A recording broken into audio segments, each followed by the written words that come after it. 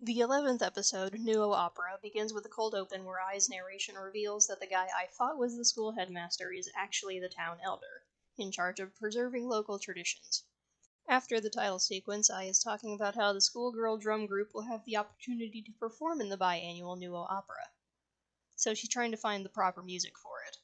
When she does, she prepares to bring it to the elder, and Stitch wants to come along, but Ai tells him to stay put since he tends to get into trouble easily, or, as she puts it, act naughty. This pisses him off a bit. Meanwhile, Daiyu and Bao have shown up at the house with a fuck ton of cleaning supplies, which JJ does not appreciate. While that little bit of family drama unfolds, Stitch is messing with Jumba's computer. Stitch, what are you doing? Aren't those Jumba's creatures? Oh no, Stitch, are you being naughty again? Naughty creatures! So, out of spite from being called out for causing trouble, Stitch is intending to cause even more trouble by activating experiments without permission? That's some ass-backwards logic. Shouldn't he want to be on his best behavior to prove that he's more than just a naughty creature? Whatever. 8 creatures in total are brought to life, but none of them are specifically called by name, and the only ones I can identify based solely on appearance are the Biji, the Pigshu, the Jinyu, and I think that one's the Luduan. Apologies if I butchered any pronunciations, I've never really studied the Chinese language. The creatures promptly descend upon the house, and JJ and Daiyu attempt to fight them off. Ai returns and sees what's going on, and apparently Cobra Bubbles is watching too. Haven't seen him in a while. He reports to the Grand Councilwoman that Jumba's creations are getting out of hand, and it's agreed that intervention is needed. Soon it's time for drum rehearsal, so Ai tells the aliens and Bao to keep an eye out for the new creatures while she practices for the new opera.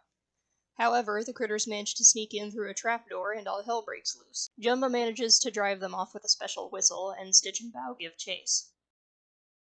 In light of being chased and attacked by monsters, the actors for the opera quit on the spot.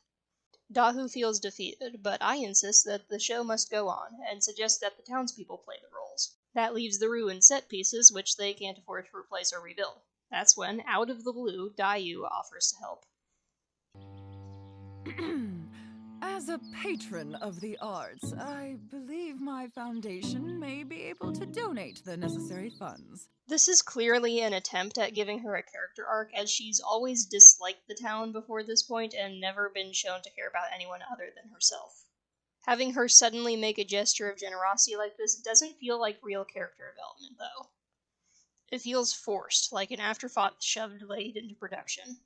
Mei Ying's character arc made it clear that she was struggling deep down, and showed her growth in a gradual manner. Nothing of the sort happens with Daiyu here. She's just been nothing but a snobby asswipe up until this point, and then they just have her pull a 180 and suddenly give a shit about other people. I'm going to give the writers the benefit of the doubt and guess that they intended to give her a proper character arc, but ran out of time and were unable to flesh it out. I don't know. Bao reports that the creatures are at the local gymnasium, so he and Ai go there to see if they can stop them. Stitch is there too, but instead of stopping the creatures, he's joined in their mischief. One time skip later, the creatures have apparently been missing for a week after that incident. We never get an explanation as to why they disappeared or what happened between Ai and Stitch. Apparently he promised to behave after that, but it's odd that their relationship is seemingly unaffected by his betrayal. Anyway, everything is ready for the new opera, but there's one problem. No audience. This is really strange, considering that the town is allegedly deeply rooted in tradition, and the opera is a tradition that takes place twice a year. Maybe people just don't care about traditions anymore. This is a rather sudden development. The whole town came together for the Dragon Parade, so why not the opera? Meanwhile, Stitch tracks down the gang of creatures and finds them raiding a candy store. By the way, it's never explained why they disappeared or where to, and I find it hard to believe they were somewhere in town the whole time. Regardless, they're here now, and Stitch is tempted to join them again, but remembers his promise to Ai.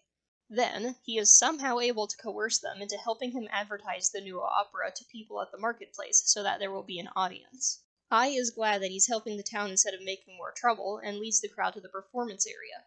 The show goes off without a hitch, and even Cobra is watching. He gets a call from the Grand Councilwoman, letting him know that the Federation's forces are ready to mobilize to Earth. But after watching Stitch and the creatures correct their behavior on their own, Cobra is confident that there's no longer any need for intervention. Overall, a mediocre episode. Stitch's motivations for his behavior didn't make sense to me, and I was disappointed by the lackluster attempt at giving Daiyu some character development. Other than that, it was fine. At the very least, it wasn't bad. The same can't be said going forward, though, because next is the two-part series finale, and that. Oh boy, that's a doozy. If you haven't watched the 12th and 13th episodes and you think you're ready for it, you're not. There is no way to prepare yourself. You'll see what I mean when we get there. But hey, you know what I'm gonna say. Don't harass anyone for liking the show, and as always, take my salt with a grain of salt.